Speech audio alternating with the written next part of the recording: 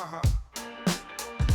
Click the link and dive right in. AI bites in every spin. All right, so we're diving into some pretty intense territory today, folks. Yeah, definitely not light reading. Yeah, we're talking William S. Burroughs. Buckle up. Definitely need to buckle up for this one. This is a William S. Burroughs Reader edited by John Calder.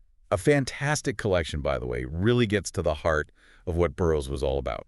And that's what we're here to uncover. Why is he such a big deal in the literary world? Like, what makes him so important even today? Right, because he's not exactly like, beach reading. Yeah, definitely not beach reading. I mean, he's considered a giant. So Calder, right off the bat, he says Burroughs is, and I quote, alarming. Alarming. Yeah, I can see that. Alarming but fascinating. Okay, so fascinating, yes. I mean, that was brilliant.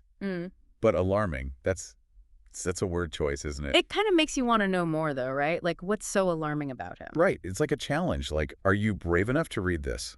Exactly. Okay, so Calder also talks about how Burroughs was a master of dialogue.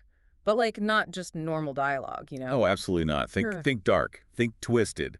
Think the kind of humor that makes you laugh and then immediately question your sanity. Yeah, it's like subversive humor. Totally subversive. Like, he's taking all the darkest, most taboo parts of society and just, like, throwing them in your face with this razor-sharp wit. And it makes you think, like, whoa, am I allowed to laugh at that?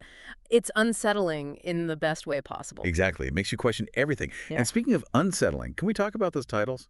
Naked Lunch, The Soft Machine, like what? They're burned into my brain. I mean, they're just so in your face. No, not just titles. They're like pronouncements. And they tell you right there, this is not going to be a comfortable ride. And it's interesting, right? Because Calder compares Burroughs to other writers of his time, some who became professors, part of the establishment. And Burroughs. No way. That was never going to be him. He was his own thing, completely uncompromising. He saw the world in this incredibly dark, cynical way, and he refused to sugarcoat it. He was just like, here it is, folks. This is the truth. So, okay, we've got this intense, darkly funny guy who did things his own way. But what makes him a revolutionary writer? Oh, man, where do I even begin?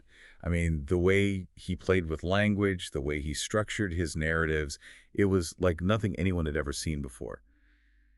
Calder compares him to James Joyce, says he's the most radical innovator in fiction since Joyce. So, like, he was pushing boundaries, breaking rules, all that. Absolutely. He had this technique called the cut-up technique, where he'd literally cut up pages of text and then rearrange the words, creating these bizarre, dreamlike sequences. It's like he's trying to capture the chaos of the human mind on the page.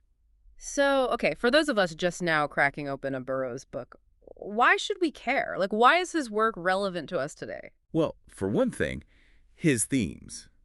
As dark and strange as they might seem, they're actually incredibly relevant to the world we live in now. He was writing about things like power, control, addiction, even technology in ways that still resonate today. So it's like he was ahead of his time in a way. Yeah, I think so. Yeah. He had this uncanny ability to see through the BS, to see the darkness lurking beneath the surface of things. And he wasn't afraid to show us that darkness. Exactly. And that's what makes him so important. He forces us to confront the things we'd rather ignore. Like looking in a shattered mirror, right? Exactly. It's fragmented, it's disturbing, but it's also strangely illuminating. So, to wrap things up, Burroughs might not be for the faint of heart, but he's definitely a writer who makes you think, makes you feel, and maybe even makes you squirm a little. And isn't that the mark of truly great art? That's a good question.